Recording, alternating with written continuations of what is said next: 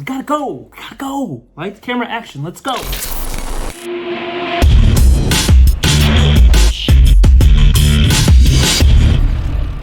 Hey, welcome back everybody. Jeff Pilkington, Launch TV. Here at Launch TV, we are the future. And the future is Launch TV. That's right, say it with me. Here at Launch TV, we are the future. And the future is Launch TV. We have fun around here, don't we? We always have fun. Got more Mandela effects for you today. I mean, I got like 8 or 9 of these things today. So we're gonna have a lot of fun, as we always do. I mean, we always have fun here, but it's gonna be especially fun today. So let me tell you, if you're liking this channel, if you're enjoying what I'm doing in all these videos, as we're always having fun, please be sure to like below, subscribe, comment. I like commenting with you guys. I was talking to you guys all last week. That was a lot of fun. But please do all that. I really appreciate it. It's good fun and it encourages good things, and we all like good things. So Launch TV is fun times. Happy holidays. We got Christmas, Hanukkah, New Year's coming up. It's gonna be good times. But with that being said, let's get to your Mandela effects. Number 1, Ashton Kutcher and Mila Kunis. Now, Ashton Kutcher and Mila Kunis, originally Ashton was with Demi, and then he broke up with Demi, and then he got Mila, and then they got married on July 4th. That's when my parents were married. July 4th is a good wedding date. They got married on July 4th, 2015, which is when my parents were married. Always fireworks on July 4th. Well, there's a little Mandela effect happening right now around Ashton Kutcher and Mila Kunis. And what is happening around the two of them, might I ask you? What is happening is there was a movie back in 2011.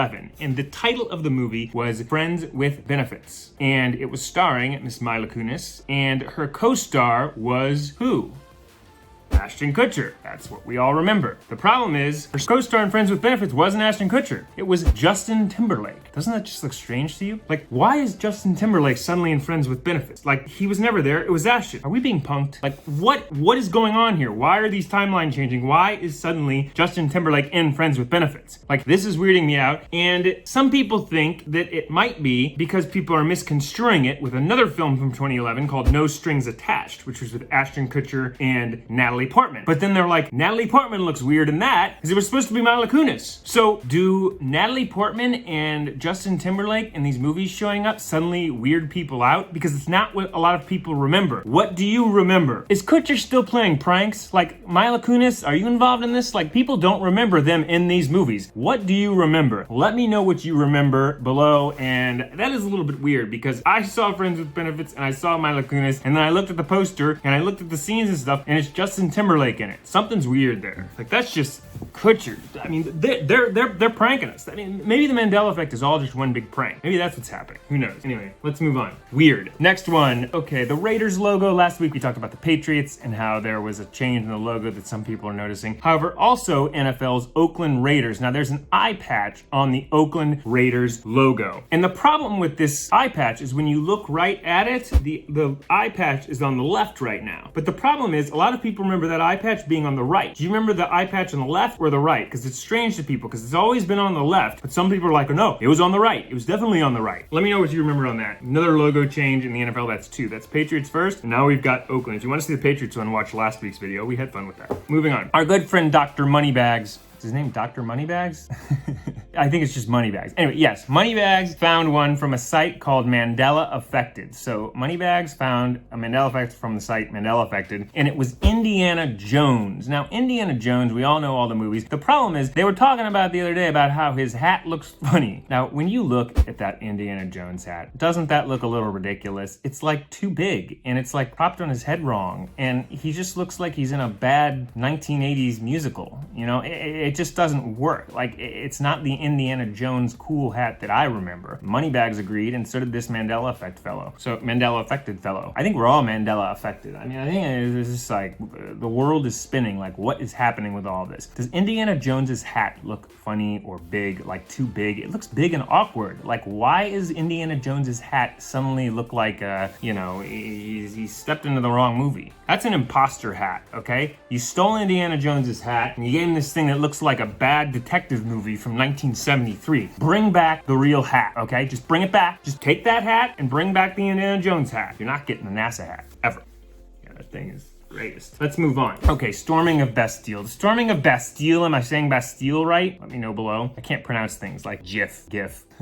I can't say GIF or GIF. I can't say mem or meme. I need to work on my pronunciation. Mem, meme, I don't know. Anyway, storming of Bastille. It started the French Revolution. Now what happened here was this angry mob stormed the Bastille and it released all these prisoners, which started the French Revolution. You remember the painting with all the prisoners running out and everything? People remember hundreds and hundreds and thousands of prisoners, hundreds, thousands running out. The problem is there was only 7. There were 7 prisoners freed in the storming of Bastille. People are like, what the hell are you talking about? No, if you look at the history now, it only says 7 prisoners were freed. Ooh, is history changing again? Because I don't think there were just 7 prisoners freed at the storming of Bastille. That's not what history says. Yep, look it up. Only 7 now. 7 prisoners. 1, 2, 3, 4, 5, 6, 7, 7. Strange. Okay. Anyway, that's strangeness. Now let's talk about a little holiday theme. I want to talk about the candy cane because the history of the candy cane, did you know that there's a lot about the candy cane that people don't necessarily know? Now, I saw this about the candy cane and I honestly couldn't believe it because I don't remember this history happening about the candy cane. While we're on history, let's talk about the candy cane for a second. This is the history of the candy cane. Like, this is just gonna, like,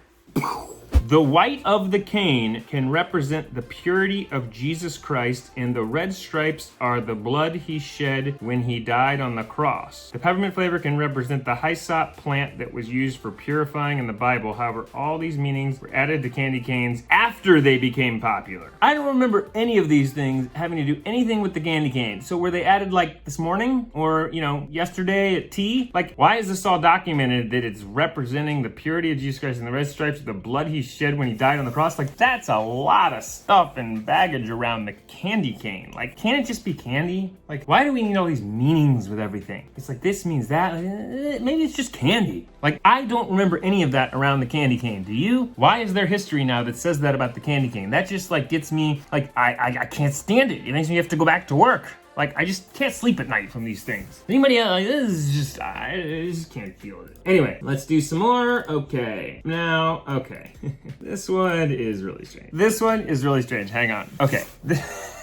I can't handle it, okay? Because this one really gets me. Men Without Hats. Now, Men Without Hats was a popular band, and they had a very popular song called The Safety Dance. And The Safety Dance had lyrics, and what were the lyrics to The Safety Dance? What I remember the lyrics being were, here are the lyrics to The Safety Dance. It says, we can dance if we want to. We've got all your life in mind. As long as we abuse it, never gonna lose it. Everything will work out right. I say, we can dance if we want to. We can leave your friends behind, because your friends don't dance, and if they don't dance, well, there are no friends of mine. I say, we can dance, everything out of control. We can dance, we're doing it wall to wall. We can dance, everybody look at your hands. We can dance, everybody's taking the chance. We can dance. The problem is, we seem strange in that song. It was always you. What? You can dance, like, why is it suddenly we can dance? Like, in all history of it, it says we can dance. And the original recording of it was we can dance. But people remember it being you can dance. Was it you can dance or we can dance? You can dance or we can dance. I remember you can dance. So the we just looks strange to me. Like, where did the we come from all of a sudden? That seems a little strange. In the original recording, it was always we can dance. Let me know if we can dance or you can dance or what you remember about dancing, because whew, it's too